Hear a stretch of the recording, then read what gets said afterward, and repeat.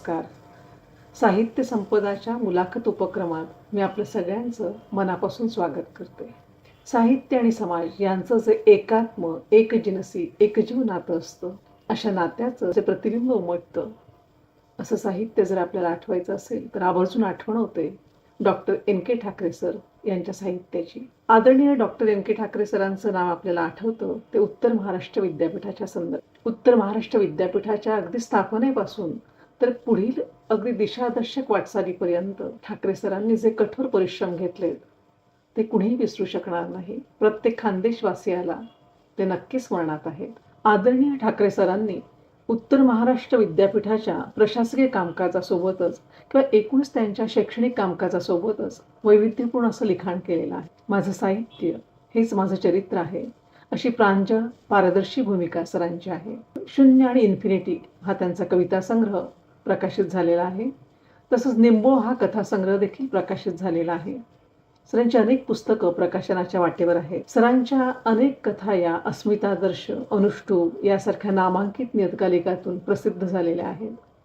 एकूणच सरांचं जे साहित्य आहे त्याचं आणि समाजाचं असलेलं नातं यामुळे त्यांच्या सर्व साहित्याला सर्वसामान्य रसिकांनी तसंच बहुश्रुत अशा समीक्षकांनी देखील भरभरून प्रतिसाद दिलेला आहे. शून्य आणि इन्फिनिटी या कविता संग्रहाला डॉक्टर रमेश वरखेडे सरांची प्रस्तावना लाभलेली आहे. या पुस्तकाचं मुखपृष्ठ अगदी आवर्जून दखल घ्यावी इतकं सुंदर आहे. पानापानावर सुंदर चित्र रेखाटलेली आहेत, जी रसिकांचं लक्ष अगदी खिळवून ठेवणारी अशी ती चित्र आहेत. हे प्रत्येक चित्र जणू काही एखादं निशब्द काव्य असावं असं वाटतं.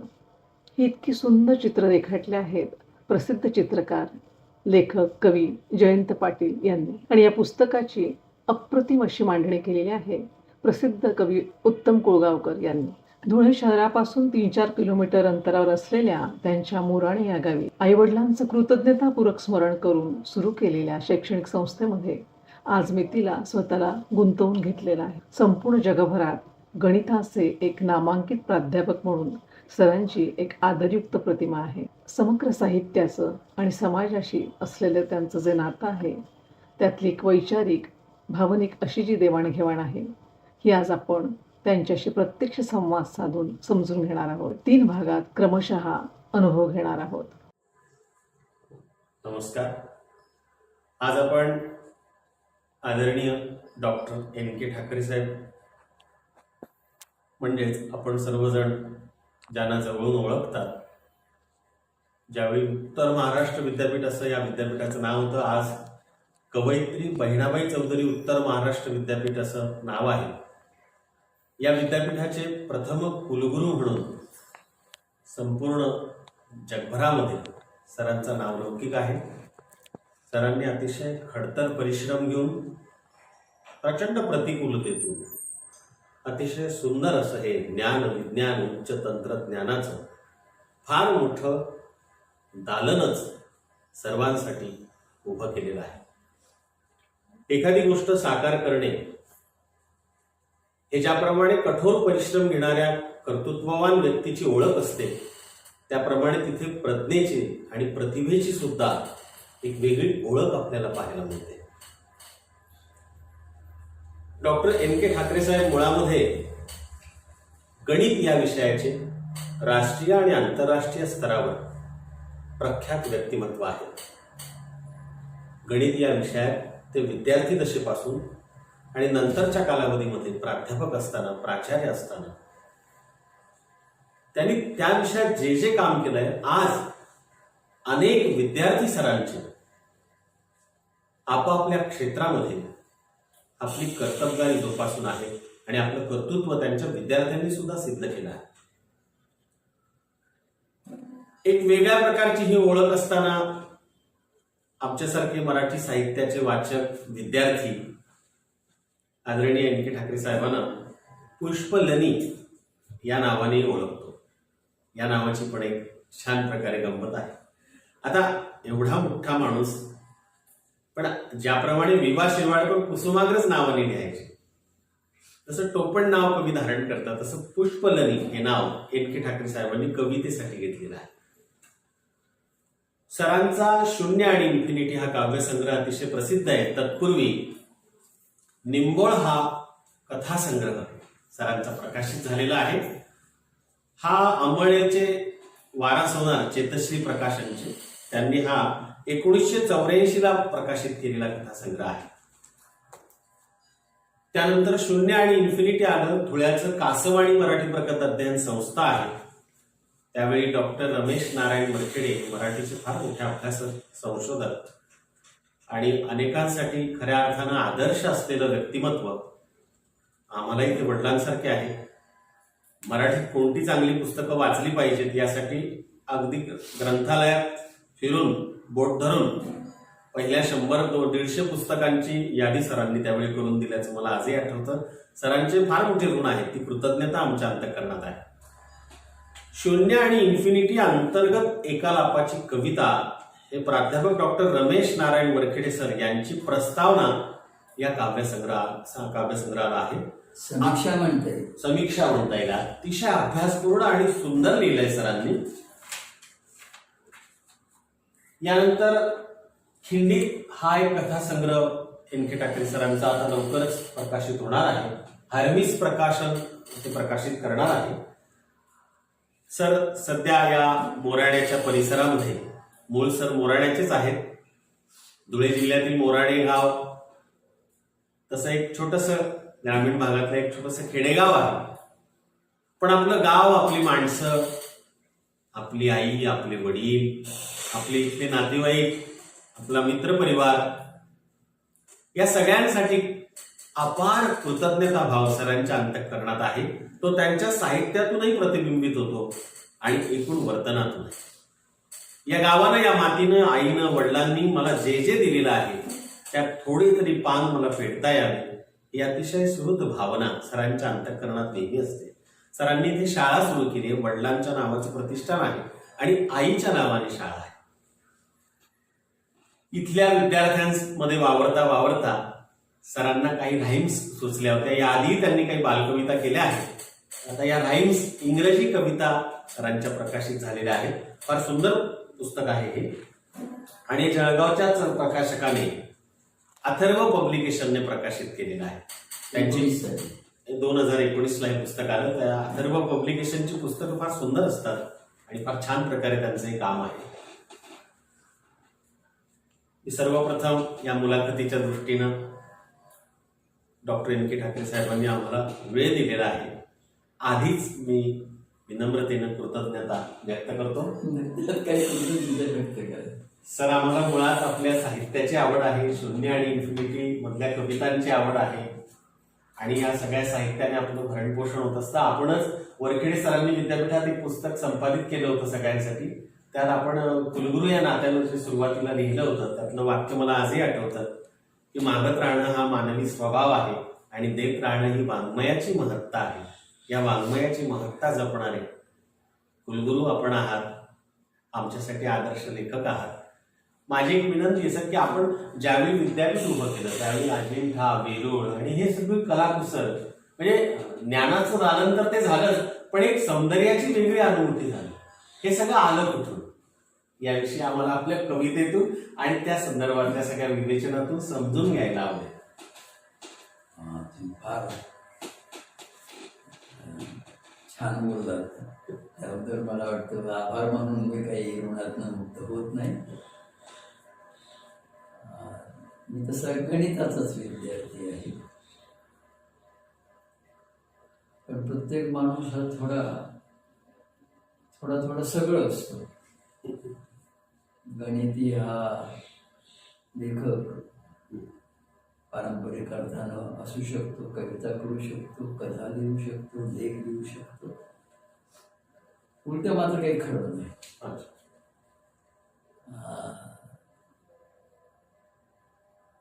हे जे विद्यापीठ उभारणीचं काम आहे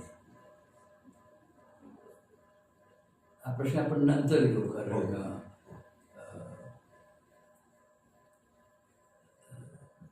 चुकून माझ्या हातात चांगलं काम, प्रचंड काम झालं की ज्याचं मला स्वतःलाही अभिमान आहे. पण त्या अगोदर पण माझ्या ज्या कविता आहेत त्यांच्याकडे बोलूया आपण. सुरुवातीला अगोदर स्पष्ट करू इच्छितो की माझ्या सगळं जे काही लिखाण असेल, कथा असतील तर त्या चरित्र कथा आहेत. मला जगताना जे काही अनुभव आले त्यावर आधारलेले असतात. कविता आहेत त्याही माझ्या चरित्र कविता आहेत. कारण कुठलंही आयुष्य जे असतं जगताना अडी अडचणी येतात, झगडावं सगळ्यांनाच लागतं आणि जगडावं लागतं म्हणून तर आयुष्य जगण्यासारखं सुंदरही होतं. तर त्या दृष्टीकोने तुम्ही बरेच लोक म्हणतात की सरांनी खूप काम केलं. माझा लहानपणचा इतिहास उलटा आहे. मला काम करायला नाही आवडायचं. शेतकऱ्याचा मुलगा होता, शेतात नांगरणं काय सगळे आम्ही कामं केली, बैल चारणं काय, पण मला नाही आवडायचं. आणि म्हणून मग मी वडिलांच्या धाकाला घाबरून अभ्यास वगैरे करत होतो. पण तरी अभ्यासात आम्हाला काही फारशी उसंत वडील द्यायची नाही. कारण शेतकऱ्याचं पोरानं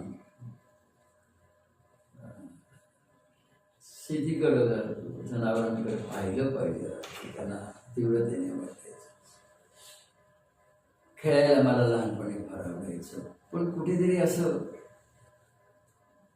अशी वेळ येते की तुम्हाला कुठेतरी गोडी लागते. जेव्हा महाविद्यालयांमध्ये मी मुंबईत शिकवत होतो तेव्हा आम्ही इंग्रजी वाचन प्रचंड केलं. त्यामुळे मूलभूत वाचवायची मला समज यायला लागली. पण नंतर मग मी गणिताच्या संशोधनात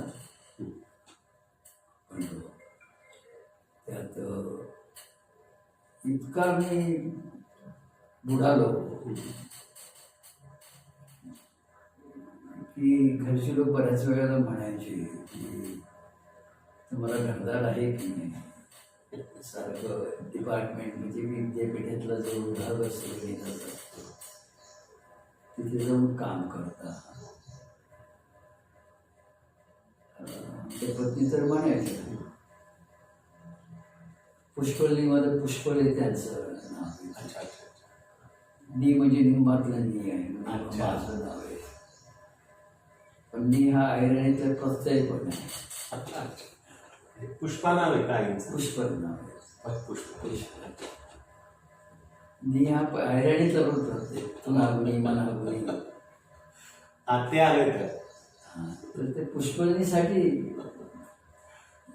या कविता आपण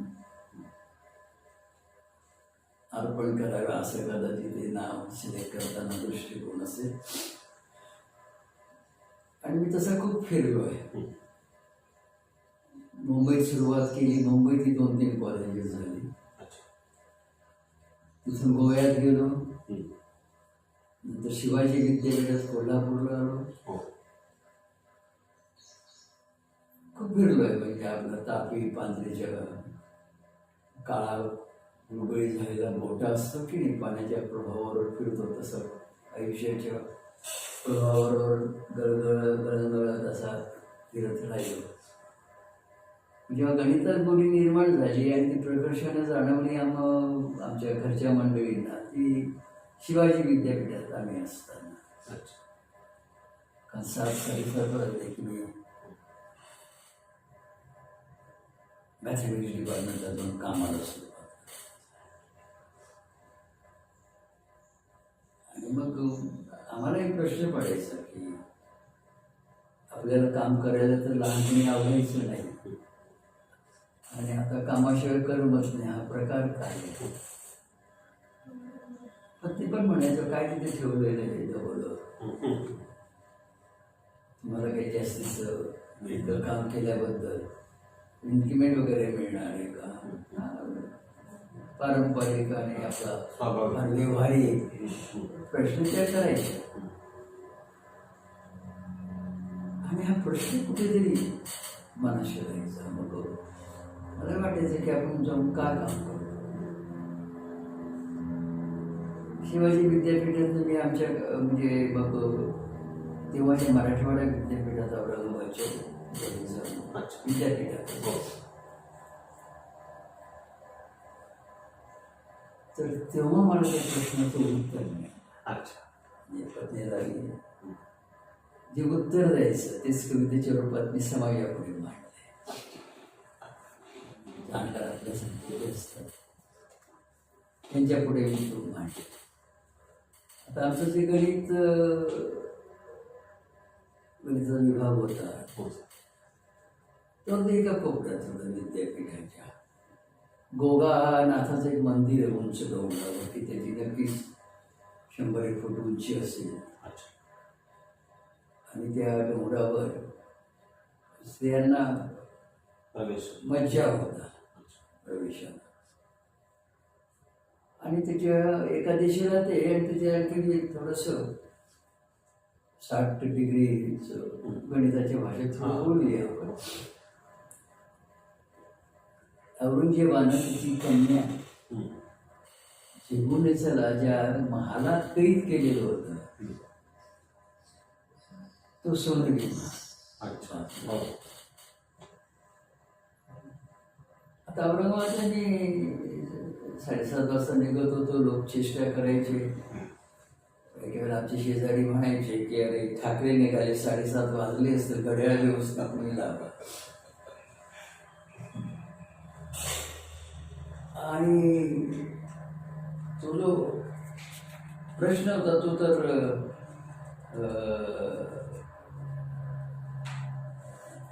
मनात साठलेलाच होता की आपण का जातो. आता मग त्याचं काय झालं, त्या डोंगर म्हणजे कामाचा. आणि जास्त काम केल्यामुळे मला काही मानधन वाढणार नव्हतं, मला काही इन्क्रिमेंट वाढणार नव्हतं. फायदे अर्थात होतात, नंतर होतात, लगेच नाही दिसत, लगेच होत नाही. म्हणजे त्या नोकरीच्या संदर्भात काहीच होत नाही. हो. तर पाहता मी डिपार्टमेंटला जात होतो. गोगानाथाचं मंदिर एका बाजूला, संभाजीवर फिदा झालेली चिपळूणेसाय तिला जिथे कैद केलेलं होतं, सोनेरी महाल एका बाजूला. आणि सोनेरी वर्क वगैरे फार छान होतं. पण आता लोकांनी दरिद्री आपलं लोक सगळं ओळखून टाकलं.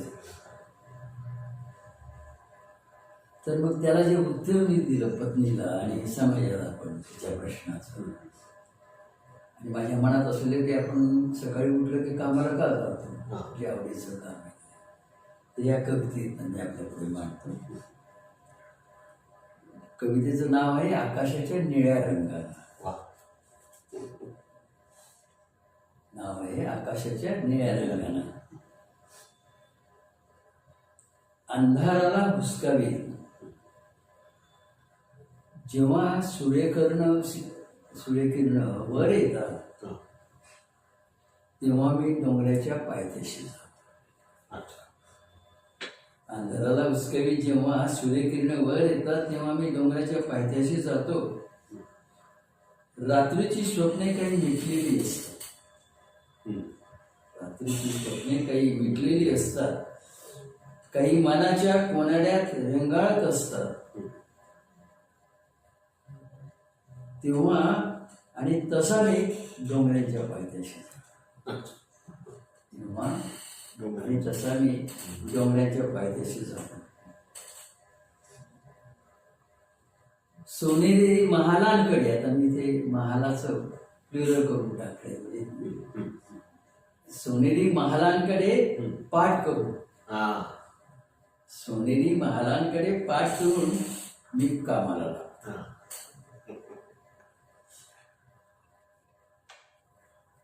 हाताच्या पाठीवर, हाताची पाठी हे श्रमाचं प्रतीक आहे. हाताच्या पाठीवर मानव्याचं, विश्वाचं मी गणित मांडतो. त्याच्या पाठीवर मानव्याचं विश्वाचं मी गणित मांडतो. इन्फिनिटीच्या शिडीनं हम्म.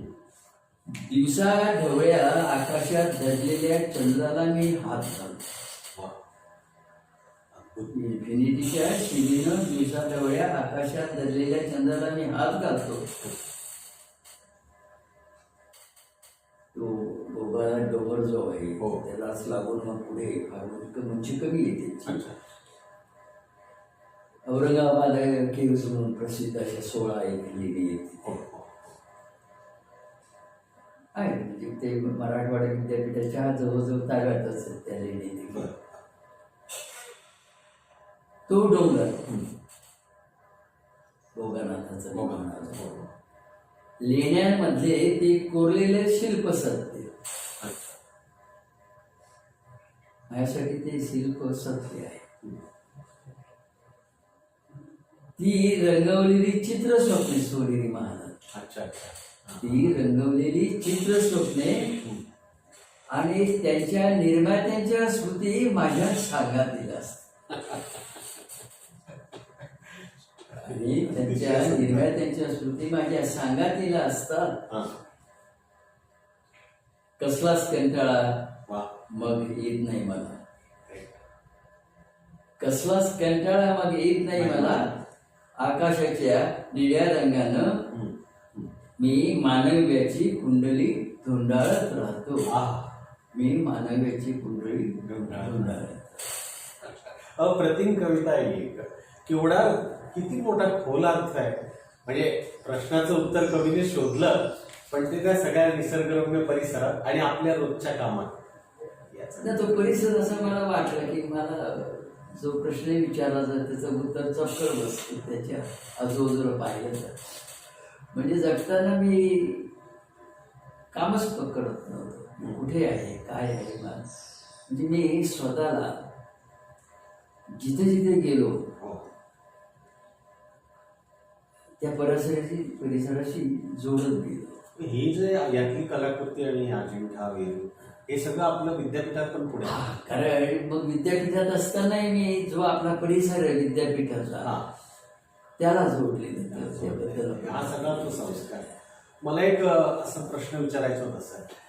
आता हा काव्यसंग्रह अथपासून इथेपर्यंत मुखपृष्ठापासून शेवटपर्यंत पाहिला. मला प्रश्नाकडे यायचं जरूर. मला एका गोष्टीचं फार कुतूहल आहे, जिज्ञासा आहे. किती सुंदर चित्र काढली इथे आणि मुखपृष्ठ काय फारच सुंदर आहे सर. मुखपृष्ठ मला फार आवडलं. म्हणजे शीर्षक तर वेगळंच आहे, पूर्णपणे युनिक आहे. असं शीर्षक पाहिलं नव्हतं आम्ही.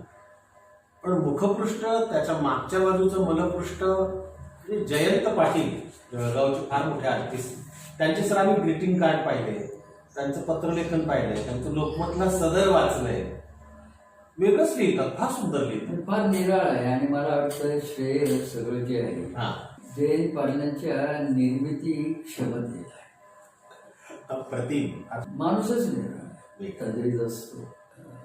अवलिया का? एक अवलिया. अवलिया, हा. अवलिया शब्दही त्यात खरं म्हणजे त्यांचं वर्णन करू शकतो. वेगळे कलावंत आहेत. वेगळे कला. त्यांना सुचतही छान. त्यांना कविता आवडल्या म्हणाले सर हा. कविता सगळं छापायचं. हो. आकाशवाणीतले उत्तम कोळगावकर म्हणाले की मी अरे हा, त्यांचं नामोल्लेख आहे ते कृतज्ञतेने. ते म्हणाले की तुम्ही फक्त मला परवानगी द्यायची, माझ्या मनासारखं करायची.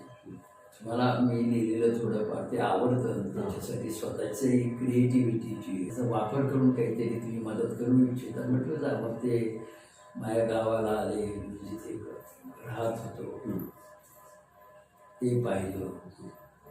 शेतात जाऊन पाहिलं आणि त्यांनी त्या कवितेच्या संदर्भात म्हणजे त्यांनी फक्त एका बंद खोलीत टेबलवर काढलेली चित्र नाही. नाही, ती सगळी अनुभूती तो घेतली. माणूसच आवडेल मी म्हणालो. निराळ चीज नाही तर. म्हणून या चित्रांना एवढा खानदेशाला बऱ्याच मोठ्या चांगल्या माणसाचं चीज नाही. आपण इथे नदीचा उल्लेख केलाय. आपल्या जसं गाव, नातेवाईक हे सगळं येतं. चरित्र कविता आहे, चरित्र कथा आहे. आपण म्हणाला तसं पांझरा मला भिजवता भिजवता तूच कोरडी होऊन गेलीस, म्हणून हे शब्द ते तुलाच. ही अर्पण पत्रिका मला फार आवडली सर. अगदी वेगळी आहे. किती होतं म्हणजे हे आज समाजात जे स्थित्यंतर झालंय ना त्याचं मूल्यमापन आहे. मोजक्या शब्दात आहे 10 शब्दात 15 शब्दात. आम्ही जेव्हा लहान होतो धरणं नव्हती पण नदीला भरपूर पाणी असतं आणि आज पावसाळ्यात ती पांढरं कोरडीच असते. माणसे अशीच कोरडी कोरडी होत चालली आहे. भावना म्हणजे बोलावा नाही. माणसाला आज माणूस म्हणून काहीच किंमत नाही राहिली म्हणून ते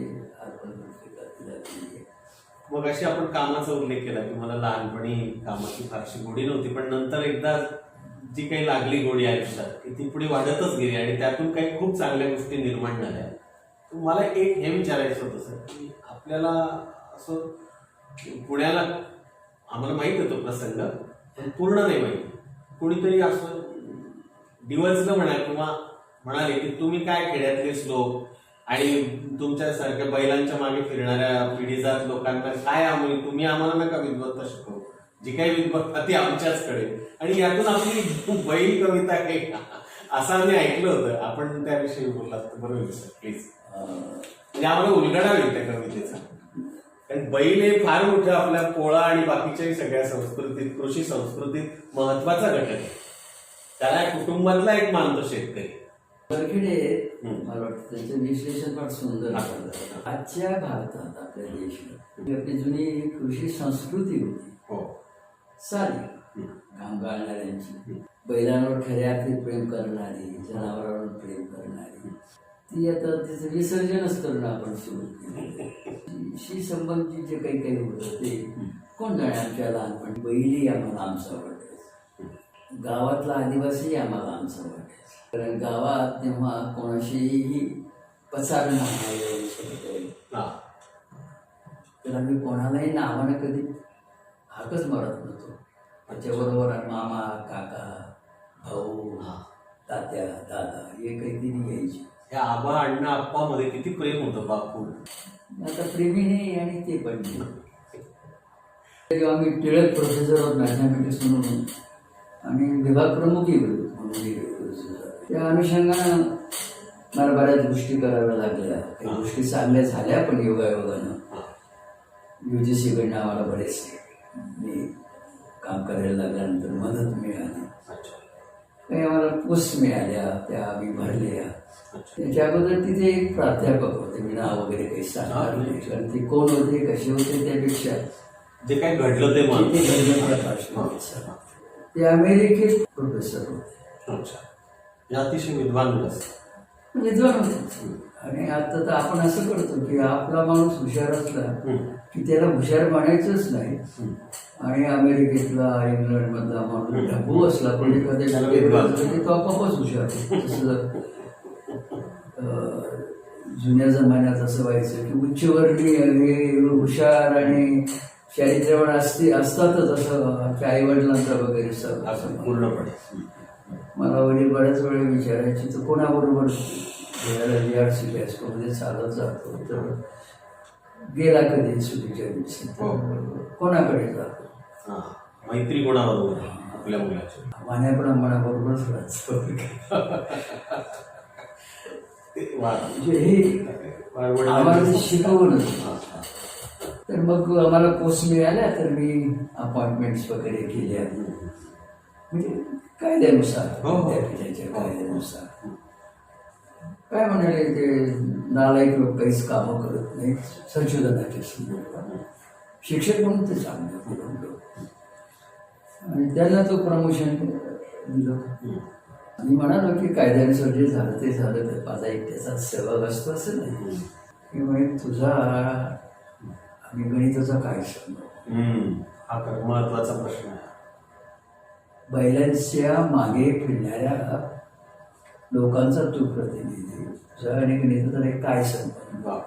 कठीणच आहे मला काही ते ऐकूया ना. आपण थांबूया का कारण हे बरोबर वाटत नाही. म्हणाले मी तिथे येतो तुझी कणिक तिंबतो म्हणाले शुद्ध मराठी. आणि मग ते राग केलं की आपला देश कसं बैल तिचं नाव. विद्वानांनी मला विचारलं अहो तुमचा आदर्श काय. मी चटकन म्हणालो बैल. मी चटकन म्हणालो, बाई हं. मिळावं त्याच्यासारखं बळ कष्ट उपसण्याचं म्हणून, मिळावं त्याच्यासारखं बळ कष्ट उपसण्याचं म्हणून ते हसले कुचेष्टेनं, आणि ते हसले कुचेष्टेनं. मी त्यांना म्हणतो, बाबांनो हसायला काय झालं, बाबांनो हसायला काय झालं. भोळ्या सांबासारखं मी गदगदीत होऊन विचारलं, भोळ्या सांबासारखं मी गदगदीत होऊन विचारलं.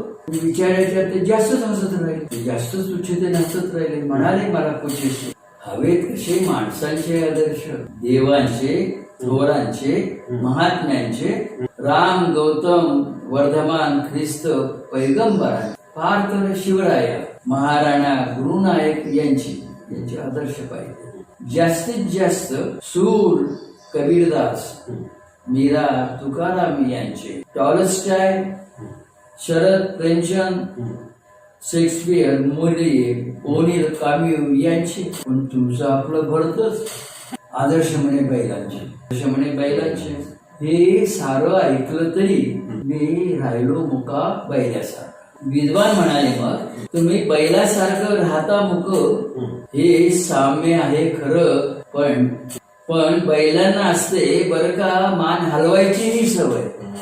विशेषतः आमच्यासारख्या विद्वानांसह त्यालाही हलवली मी मान, त्यालाही हलवली मी मान.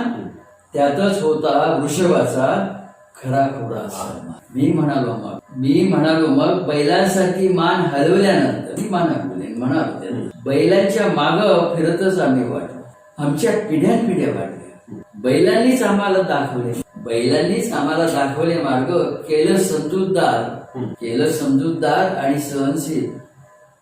मग मी त्यांना म्हणतो, अहो विद्वज्जन हो, तुम्हीच नाही का शिकवलं आम्हाला, महाजनो येन गता सपंथ, महाजनो येन गता सपंथ. खळाळू नसले सारे विद्वान, अगदी खळाळू नसले मला सारे. हळूच म्हणाले त्यांच्या मनातल्या मनात, अरे याला संस्कृती येत होत. मी आपला थोडा भांबावलो.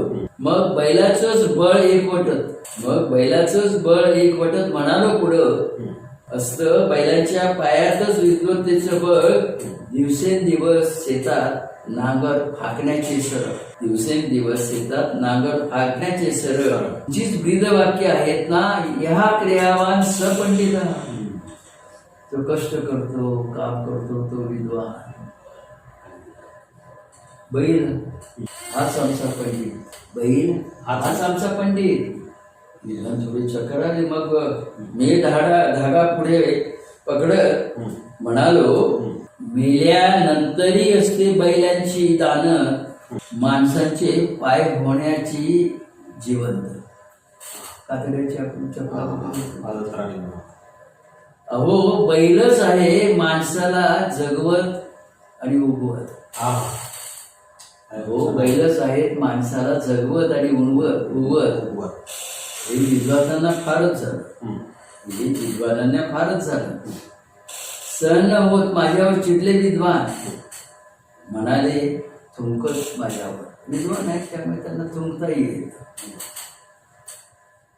बैलच झाले तुम्ही, म्हणाले थुंकत माझ्यावर. बैलच झाले तुम्ही, तुम्हाला काय करायचं. मलाही त्यांचंही फारच झालं.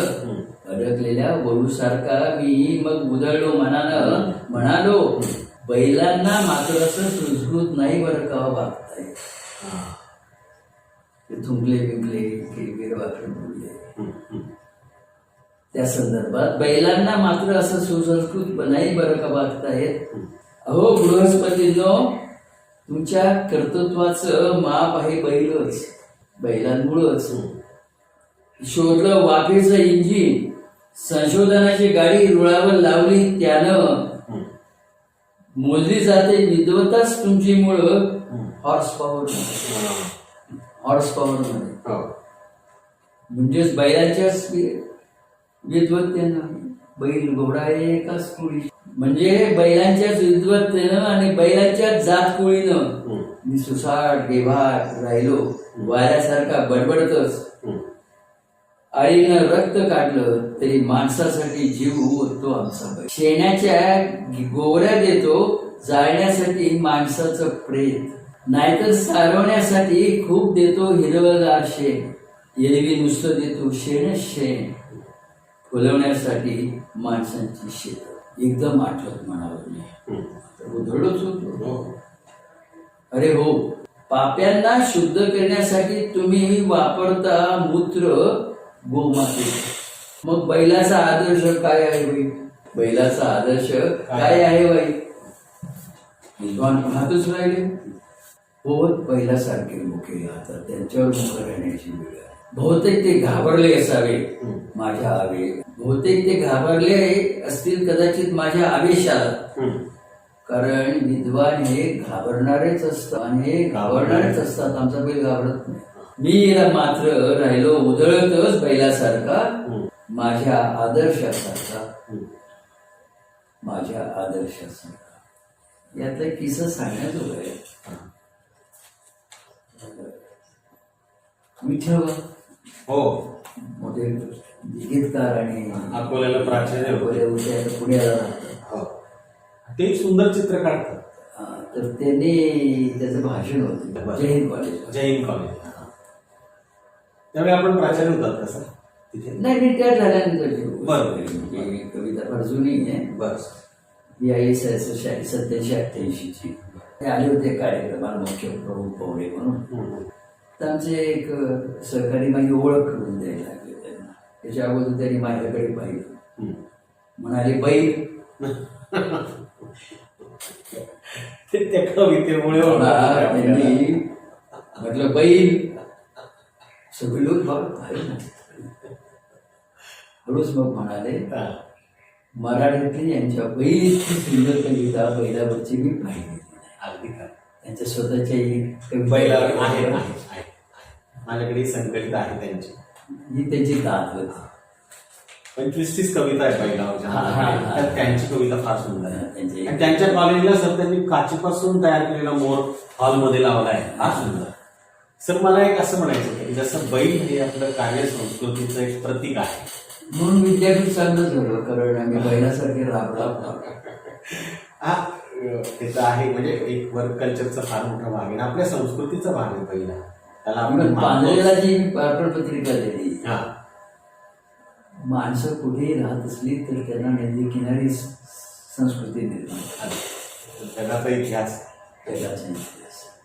तर आपण बैलामागे वडिलांना शेतात काम करताना घाम गाळताना पाहिलं असेल.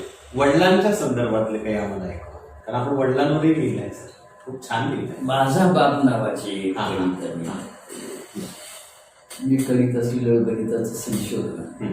वडील शेतकरी, जो माझा बाप म्हणजे शेतकऱ्याचा प्रतिनिधी. बरोबर. आणि तुम्हाला 1975 साली कदाचित ती गोष्ट आठवत असेल त्या सालची की आर्यभट्ट आपण अवकाशात शोध केला होता.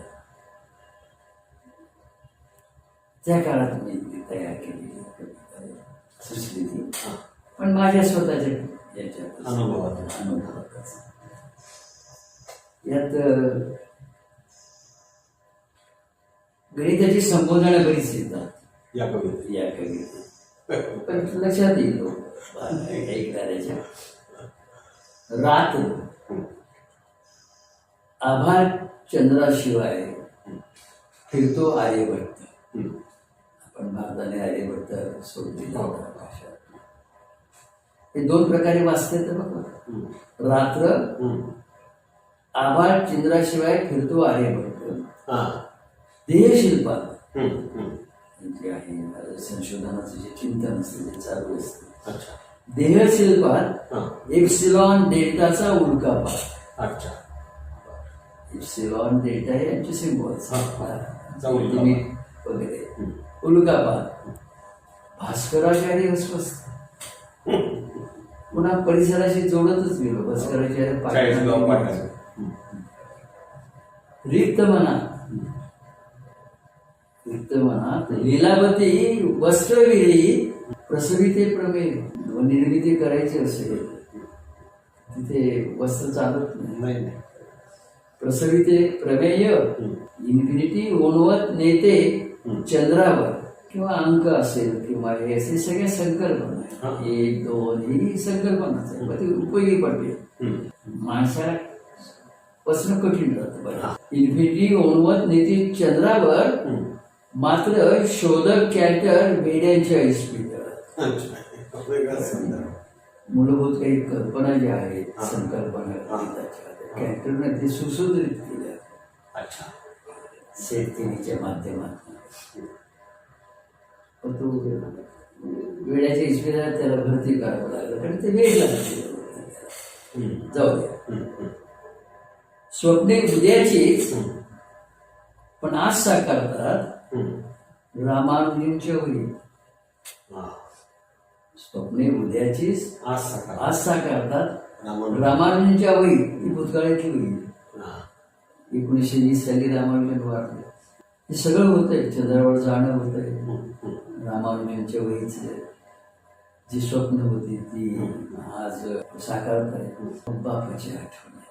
माझा बाप मात्र आईन्स्टाईनच्याही सान्निध्यात ओढतो अजूनी लाकडी नांगर शेतात. ओढतो अजूनी लाकडी नांगर शेतात. एक यात कविता इतकी वेगळी आहे की विमानात आई ते ग्रामीण भाषा म्हणजे ऐराणीत आपल्या मला कसंच वाटस वगैरे. ऐराणीचे उल्लेख माझ्या बऱ्याच कविता आणि पुन्हा वरखेड्यांचं जे समीक्षा आहे माझ्या कविता संग्रहाची त्याकडे आपण गेलो. हे जाणवतं की आईवरच्या ज्या माझ्या कविता आहेत त्याचाही संबंध ते कृषी संस्कृती. कारण कृषी संस्कृतीला आई आणि बाप यांना जे प्राधान्य आणि जी जो मान मान्यता दिली जाते ती इतर संस्कृतीत दिली जात नाही. पुन्हा मी पार्श्वभूमी सांगावी लागेल. ते हंगेरीचा काही 78 मी हंगेरीला भारत सरकारच्या कल्चरल एक्सचेंज प्रोग्राममध्ये भारत सरकारनं माझी निवड केलेली होती 6 महिन्यासाठी. युनिव्हर्सिटी ऑफ बुडापेस्टमध्ये मी तिथे 6 महिने काम करणार होतो. आणि मला वाटतं विमानानं पहिल्यांदा किंवा दुसऱ्यांदाच मी जात असेल. तसं जपानचं माझंही पण नातं चांगलं होतं गणिताच्या संशोधनाच्या संदर्भात. विमानात घरातला पहिल्यांदा जाणार आपल्या घराड्यातला. कारण मी पहिल्या पिढीचं शिकणार. आईला तर 20च्या पुढेही पोचता येत नव्हतं. तिला 39 मोजायचं असलं तर हा उगीच केलं आणि उगीच एक कधी असं ती 39 मोजायची. वडीलही तसंच करू शकत होते पण त्यांची वडील 11 वर्षाची असतानाच वाढले. ती वडिलांची वडील. त्यामुळे शाळा वेळा बंद. तेव्हा खलिस्तानी चळवळ फार जोरात होती. 79ची गोष्ट. त्यामुळे विमानतळावर कडेकोटे बंदोबस्त असतो. कोणालाही विमानतळाच्या वडील भाऊ डॉक्टर जे.के. ठाकरे वगैरे त्यांनीच ती सगळी व्यवस्था केलेली होती. व्यवस्था अगदी कडक असल्यामुळं मला त्याला ज्याच्या हातात तिकीट त्यालाच आत प्रवेश मिळतो. तिकीट घेऊन आत शिरलो. एअर इंडियाच्या काउंटरवर तिकीट दाखवत होतो आणि त्या अनुभवाची नंतर जे विमान आमचं आकाशात दिलं त्याच्यावर आधारित ही कविता. विमानतळावरची गोष्ट. सुरक्षा व्यवस्थेला भुलकावणी देऊन माझी माय माझ्याजवळ आली तेव्हा माझ्या हातातले एअर इंडियाचं तिकीट काउंटरवरच्या क्लार्कला देताना थरथरलो. मीच थरथरलो असं नाही तर माझं तिकीट देखील थरथरलं. ती समजेल. सगळी सुरक्षा व्यवस्थेला ती हे करून 9 वारी लुगडं दिसायची आमची. 5.5 फुटी उंची 40 किलो वजन असेल. तिला मोठी आई म्हणायची ना त्याला. तिला मोठी म्हणायची. बाकी आम्ही माडी म्हणायचो. आमची आई माय माडी असं. मायनं माझ्या हात माझा घट्ट धरला. काउंटरजवळ मी असताना कुजबुजली सरद आवाजात मना दादा मला कसंच वाटत रे. मला कसंच वाटत. मी चिंब झालो आतून मायच्या त्या अर्ध ट्यावनं. निमाय आली. मी ही माय माझी आली तशीच निघून पण गेली. आईला काही मागायचं नसतं, तिला फक्त देणं माहीत असतं. एअर इंडियाच्या त्रिशंकूनं जेव्हा आकाशात झेप घेतली, 4.5 फुटी माझी माय, हा. तेव्हा आकाशाही एवढी वाटली. वा. सुका आकाशात. आता कवी काय करतो पाहिजे, खरं म्हणजे माझ्या विमानाचं नाव त्रिशूल होतं. अच्छा, त्रिशूल. हा. आणि त्रिशंकू असं. त्रिशंकू असं मी त्याच्यात केलं, कारण ते खरं काय त्यापेक्षा मला जे भावना व्यक्त करायची त्याला ते सुसंगत वाटतं. त्रिशंकू म्हणजे पुढच्या लक्षात येईल. अर्ध्या तासानं विमानाचा कॅप्टन सांगत होता, आपल्या विमानाचं एक जनरेटर बिघडलं, आपल्या विमानाचं एक जनरेटर बिघडलं म्हणून